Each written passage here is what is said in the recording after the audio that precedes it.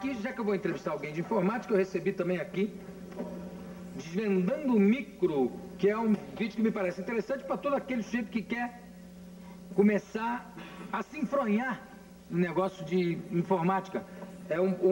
Ensina tudo que tem sobre micro, como ligar, como desligar, como pôr para funcionar, o que é o DOS, que é são duas fitas da CEMIC que me mandaram aqui de presente. Muito obrigado. Olha aí, Desvendando o Micro, CEMIC. Eu vou dar o telefone, se alguém se interessar, 210-7209, tá ok? Em São Paulo, 01. Isso é uma boa ideia, porque muita gente chega e boia, porque estava se falando de mecano português, né? Mecanoguês. Tem também o informês, né? Que é aquela linguagem que enlouquece qualquer pessoa que começa a se aproximar da informática. Para falar um pouco sobre isso e outros avanços da informática, eu vou chamar o Jean-Paul Jacob, gerente de pesquisas da IBM na Califórnia.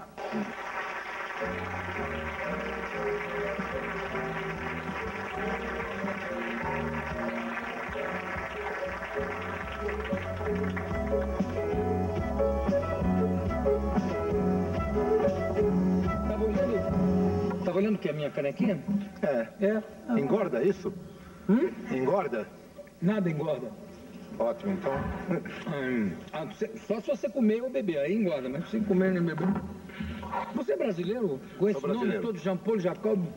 Filho de pais franceses, mas brasileiro, nasci em São Paulo. Iniciei meus estudos no Brasil e há 30 anos atrás saí do Brasil. Fui morar no exterior.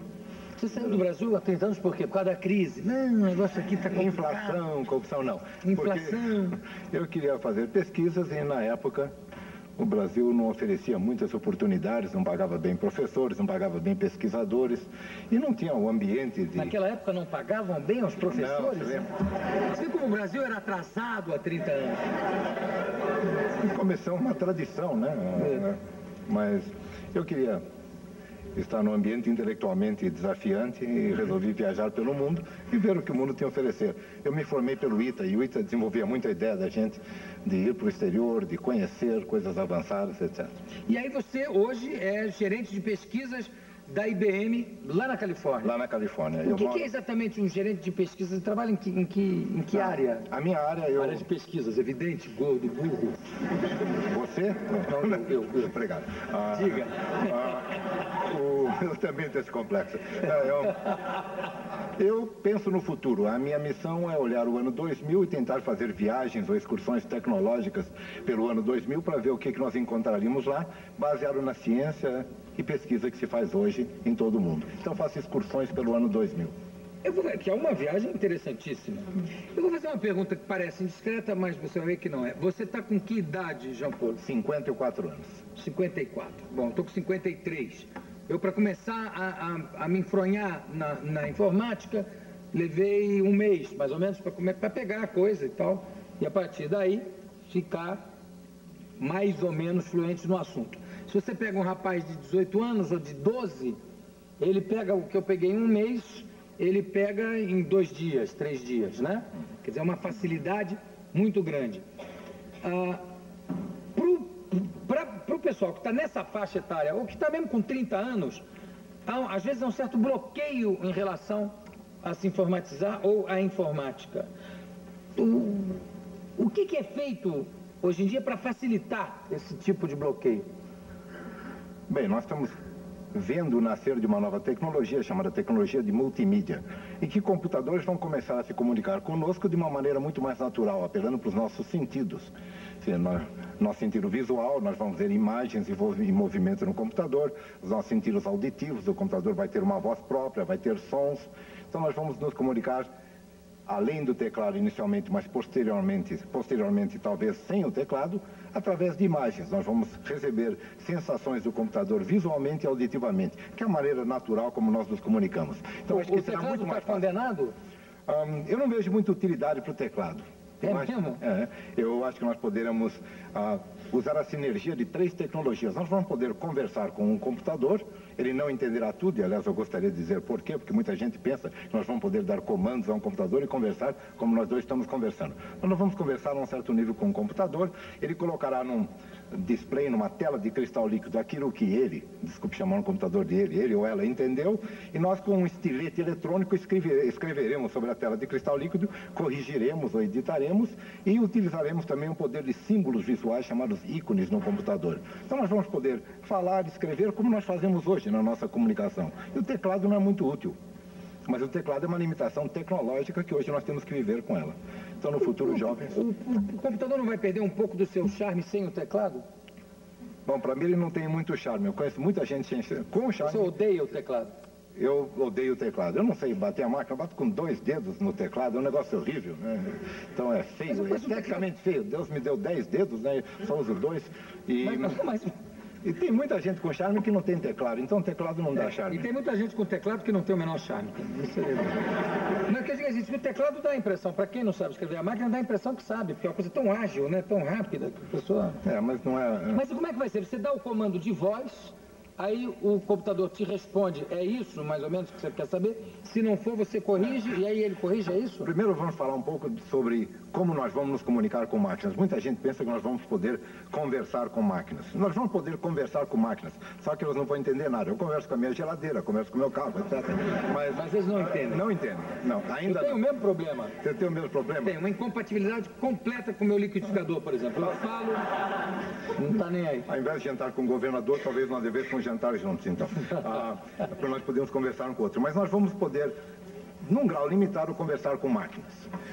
Palavras discretas do tipo suba, desça, números 1, 2, 3, 4, as máquinas entenderão. O discurso contínuo jamais será entendido por um computador, porque a experiência e a minha vivência diz que o discurso contínuo jamais será entendido entre seres humanos, por 2 razões. O discurso contínuo não é entendido porque, primeiro, uma máquina, ou mesmo um ser humano, não entende acusticamente aquilo que lhe foi dito.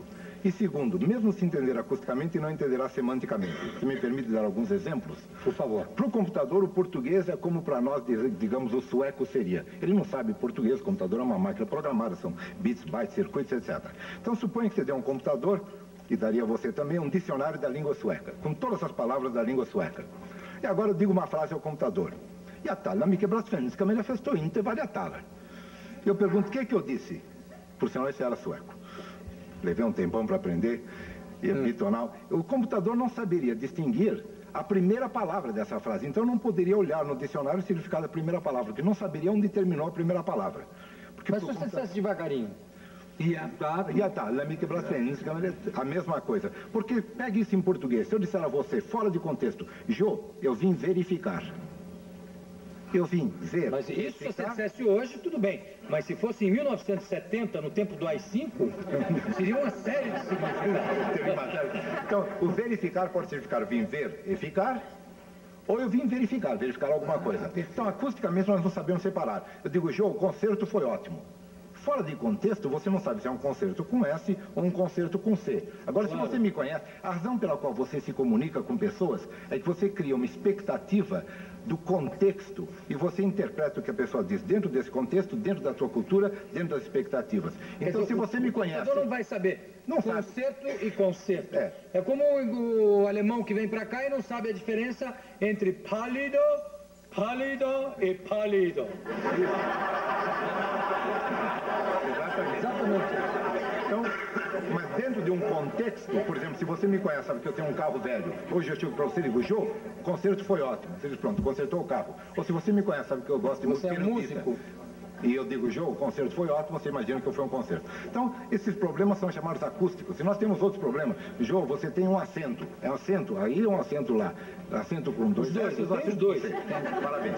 Então, nós temos vários problemas chamados acústicos. Temos também coisas chamadas... Sem querer te interromper, mas já interrompendo, só para a gente não deturpar o que as pessoas estão seguindo aí como raciocínio.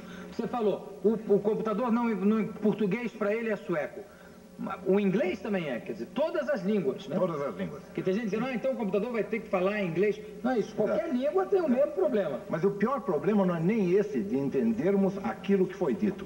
É uma vez que nós entendemos aquilo que foi dito, por exemplo, está tirografando num computador, ou entrando com um scanner ou uma leitura óptica, ou texto exato, o computador não entende aquilo que nós quisemos dizer. Por exemplo bem simples, o livro do João. O livro do João. O João é o autor do livro ou o proprietário do livro? Dentro de um contexto, você interpretaria o livro do João. O computador não sabe. Um outro exemplo.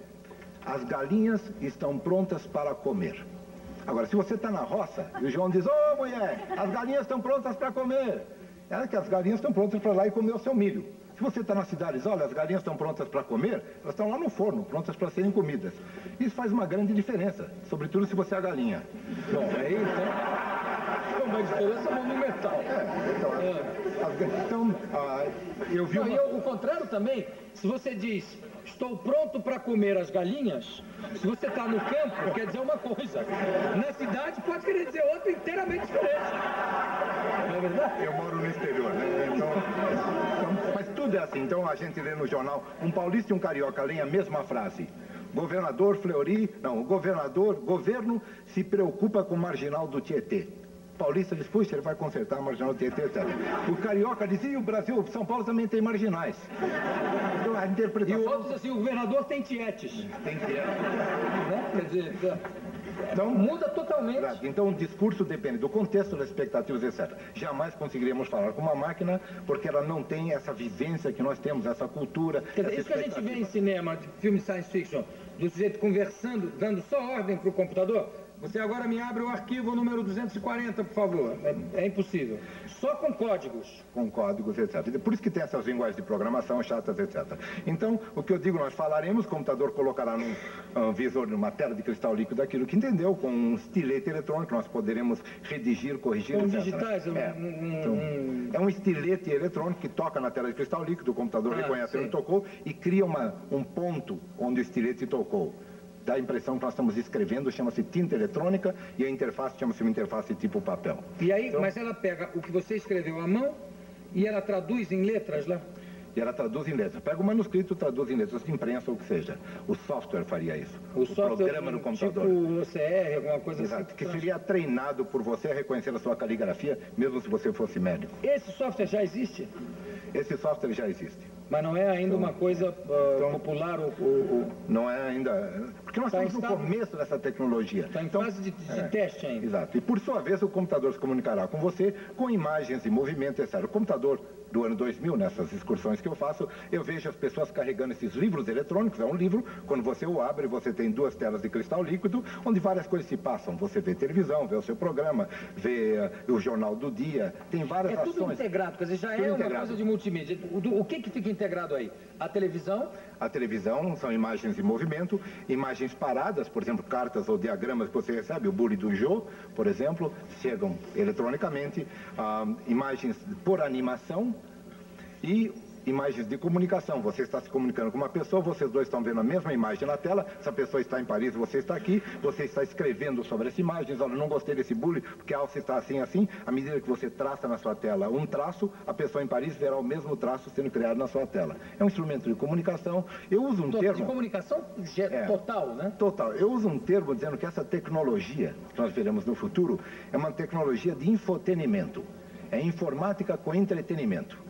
Então, nós aprenderemos através do entretenimento, aprenderemos através de jogos. Você está num labirinto, você quer sair do labirinto, você resolver um problema. Você aprende algo com um professor eletrônico, que nada mais é uma professora, um professor, que nada mais é do que uma imagem na tela do seu computador. Então, é infotenimento, é o cruzamento de informática com entretenimento. E nessa mesma tela você assiste o programa que você quiser, de televisão. Assiste o programa de televisão, pode congelar esse programa no seu computador para vê-lo mais tarde, para usá-lo de referência, como referência no artigo que você vai escrever.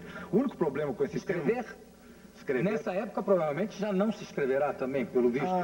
Eu sempre penso que nós a palavra escrita jamais morrerá. Jamais morrerá. Nós gostamos do jornal fisicamente, de olhar, sobretudo que a palavra escrita permite você fazer uma varredura rápida por um artigo. Um artigo falado, você não sabe onde o indivíduo vai parar. Como nesse caso eu estou falando, ninguém sabe. Vai levar 3 minutos ou 5 minutos. 5 minutos. Não, eu sei. Eu sei. O termo, você sabe? Sei. Eu sei. Eu sei que você sabe. Basta... Não, desculpe, não posso fazer isso que apaga tudo, né? O termo infotenimento não é muito bom, mas é um bom termo em outras línguas. O problema do termo infotenimento em português é que o infinitivo do verbo me faria dizer que você vai se infoter no ano 2000. Realmente. Não pega tão bem. Não é um termo muito bom. Então, aliás, alguns vão até antes, né? Alguns bem antes. João Paulo, você concorda então que você disse que o livro não vai acabar nunca com uma campanha que foi feita por uma editora americana, não me lembro qual qual é exatamente agora, que falava do Marshall McLuhan, que dizia assim, o Marshall McLuhan diz que a palavra escrita está morta. E ele escreveu 20 livros para provar isso, né? Exatamente. Quer dizer, a palavra escrita... Muita gente fala que o escritório vai sumir com a palavra escrita, porque nós vamos usar tudo em eletrônica, mensagens eletrônicas, etc. Eu acho que o papel no escritório é tão importante quanto no banheiro. E não vai ser... Nem num lugar, nem no outro. Nem num lugar, nem no outro. O que você trouxe aí para demonstrar para a gente? Muita coisa. Então deixa eu ver alguma coisa. Pois não. Pode? Pode. Eu trouxe, primeiro, uma demonstração do futuro. O futuro será todo eletrônico. Então, eu tenho aqui, por exemplo, um chip que tem 4 milhões de transistores. Nesse chipzinho Nesse aqui? chipzinho. Isso significa, se você pegar todo o poder computacional que o Brasil tinha, quando eu me formei pelo ITA, todos os transistores que o Brasil tinha, que a América Latina tinha, hoje eles caberiam todos nesse chip. Todos os computadores a gente colocaria nesse chip. Com essa miniaturização e com essa eletronização das coisas, nós vamos ter objetos no futuro que serão puramente informáticos. Mas nós vamos nos referir a esses objetos pelo seu nome utilitário. Então, por exemplo, trouxe 2 objetos do futuro, mas que já existem hoje. Um deles é um computador. Ele tem um visor de cristal líquido, tem chips, tem 16 programas e você ativa esses programas através de teclas. O nome seria o computador, mas nós nos referimos a ele como um relógio. Esse relógio, na realidade, é um computador. O que você está vendo, os ponteiros são visores, são imagens no visor, numa tela de cristal líquido. Tem chips, tem programas, etc. Tem um computador, só que nós chamamos de relógio. É a informática substituindo a mecânica. A informática vai substituir a química também. A informática vai substituir a química. No futuro, nessas viagens que eu faço pelo futuro, eu vejo que filmes, por exemplo, que são químicos, filmes de máquinas fotográficas, você tem que mandar para revelar, leva 24 horas, você não vê a foto quando tira, sendo substituído por disquetes, como você vê em computadores. Máquinas fotográficas gravarão imagens e disquetes. 50 e depois você, mas para transformar isso aqui em papel? Para transformar aqui você coloca na televisão e vê a imagem, não é isso? Ou num computador, num monitor do computador e vê a imagem, exatamente. E a máquina fotográfica que usa esse disquete e não usa mais filme, é, na realidade, um pequeno computador. Tá aí, usa o disquete. Usa o disquete. E você injeta dentro do computador. Mas você pode revelar isso aqui em papel também para ver depois? Você poderia colocar em papel, mas a vantagem é que você tira a foto, foto é uma maneira de dizer, você captura a imagem, mostra, se não gostou, você, na mesma pista você regrava. É um filme, entre aspas, reutilizável. Então a informática substituindo a ótica, anteriormente, que era uma máquina ótica, e a química, que era o filme. A informática substituindo a mecânica. Então no futuro nós veremos mais e mais objetos que serão computadores, mas não se parecerão com computadores. Trouxe também, você quer considerar o que eu tenho aqui no saquinho? Quero, adorei esse negócio de camelô da informática, eu achei fantástico. Exatamente, é uma boa palavra. Né?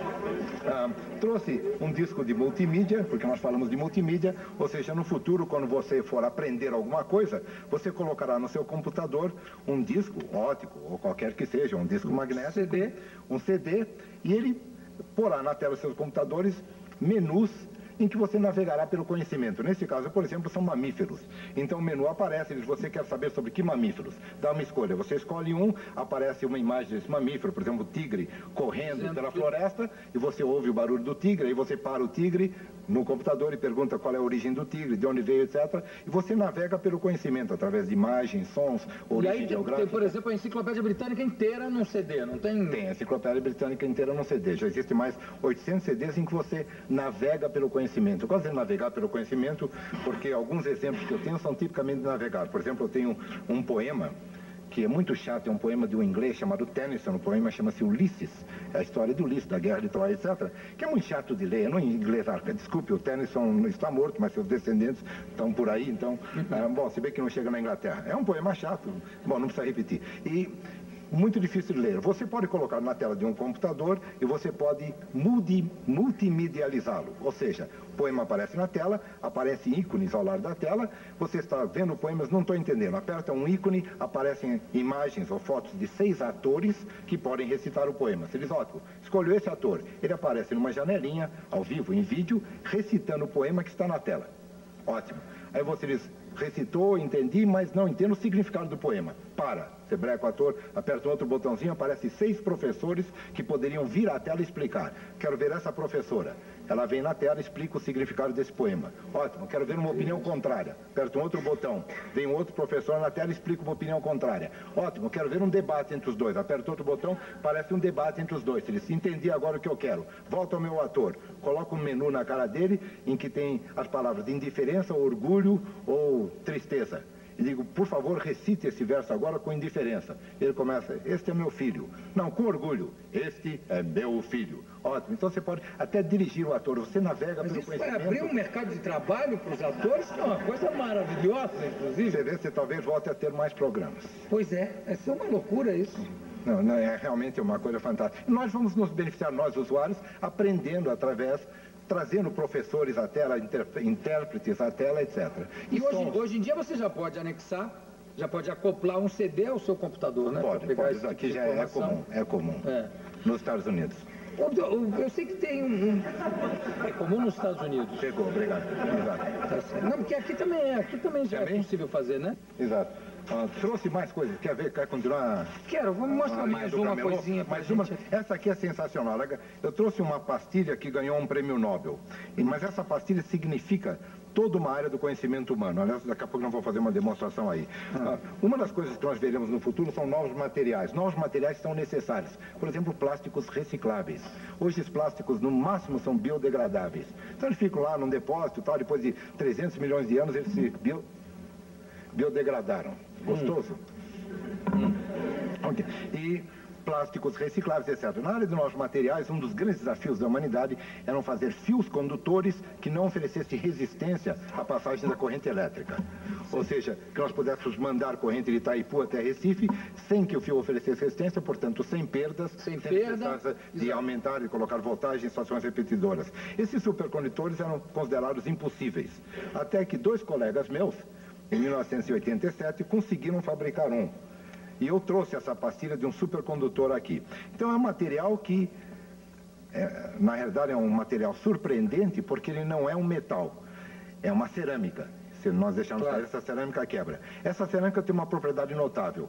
A temperatura ambiente, essa de agora, é um perfeito isolante. Como uma cerâmica que é um soquete de lâmpada, ou a sua privada, ou o que seja. Certo. Você não gostaria que ela conduzisse eletricidade? Não. Ou talvez gostasse, mas aqui você não admite. Não. Realmente eu não gostaria. Obrigado.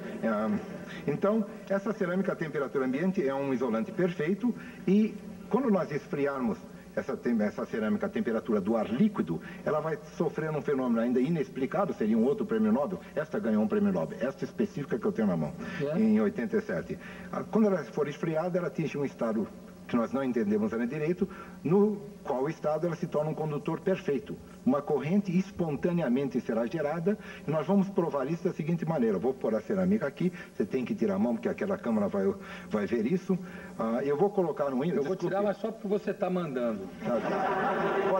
Só precisa tirar aquela mão, essa está bonitinha. E eu vou colocar um ímã sobre a cerâmica. E o ímã está em repouso absoluto porque a cerâmica é uma cerâmica que é isolante e não tem nenhum problema para o ímã. Quando a cerâmica se tornar uma condutora perfeita, uma corrente vai circular, ela vai gerar um campo magnético que vai afastar o ímã. E o ímã vai saltar e levitar. Chama-se levitação por supercondutividade. Um fenômeno que... Na hora que ele se transformar num elemento de supercondução. Num elemento de supercondução. Quando eu estudei física, no ITA, eu provava facilmente que isso era impossível. Você vê como a ciência evolui, infelizmente que evolui. Então, para baixar a temperatura dessa cerâmica, eu tenho aqui ar líquido. Eu espero que isso funcione. Bom, isso é muito perigoso. Ar líquido queima. Na verdade, tem um nitrogênio líquido. Cuidado, é bom você se afastar um pouco, senão isso vai queimar as suas partes móveis. Os dedos. Sim. Eu espero que funcione realmente. É isso que eu bebo da minha caneca. Por isso, daqui a pouco você vai levitar, então. Então, deixa eu ver se eu consigo. Eu vou esfriar a cerâmica. E quando ela chegar a uma temperatura que é do líquido, ela está esfriando. Um pouquinho, não precisa? Mais um pouco? Daqui a pouco eu ponho mais. Você está falando do líquido. Então, põe mais o líquido. Então, no momento, não sei se vocês estão vendo aí na câmera, o ímã está em repouso perfeito sobre a cerâmica. E daqui a pouco ele levanta. Levanta. Isso me lembra a minha lua de mel. Não é isso. Olha aí, cuidado. Está levantando. Está levantando. Está levantando. Já não lembra mais a lua de mel. Não, porque ela levantar para eu ver e caiu. Ela levantar para eu ver o nascer do sol. Ah, tem que pegar uma pinça. Estou preparado, tem que pegar uma pinçazinha aqui. Olha aí, olha aí, olha aí. E agora vocês estão vendo? Vocês estão vendo? Está dando para ver ela rodar? Ela está até saltando. Para ver que ela fica no ar, olha aí. E ela está rodando, ela vai rodar porque o princípio aqui é um princípio que será usado na levitação de trens, de veículos do tipo automóvel. Ela está sendo rejeitada tanto. O campo, vocês estão vendo ela rodar ou não? Tá, claro. Está vendo rodar? Cadê ela? Olha aí, olha aí, olha aí, olha aí. Está vendo rodar. E agora, para provar que a levitação, senhoras e senhores, dadas as minhas mangas, eu tenho aqui uma argolinha para provar que é levitação perfeita.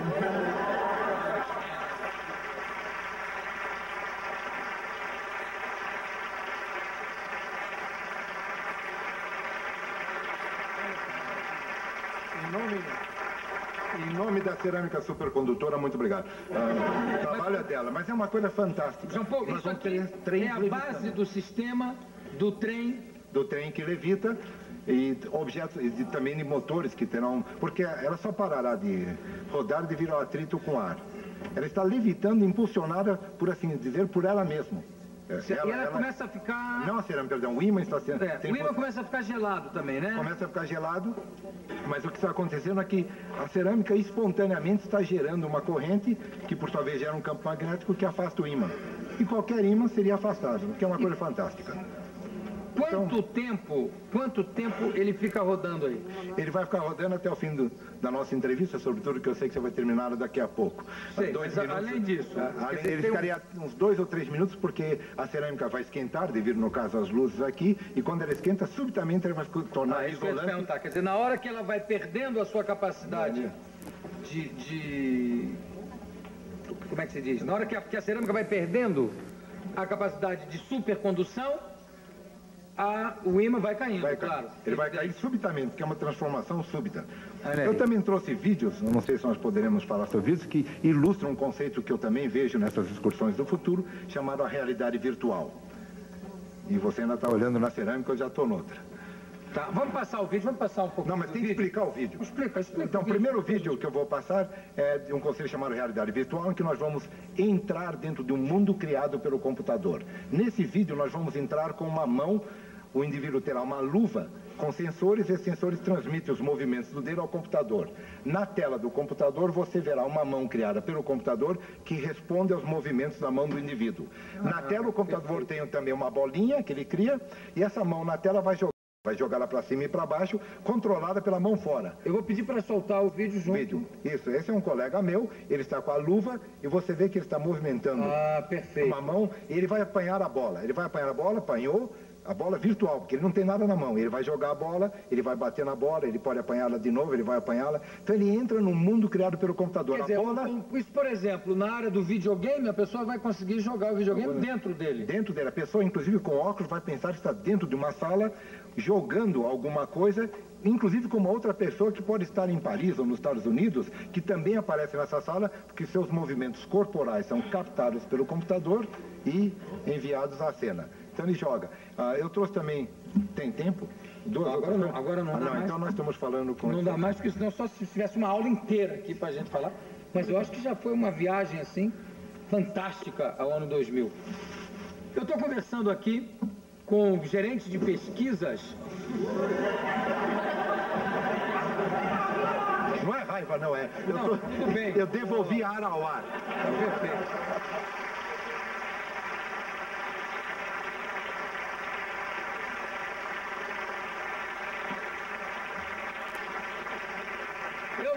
Estava conversando com o gerente de pesquisas da IBM, na Califórnia, o brasileiro Jean Paul Jacob.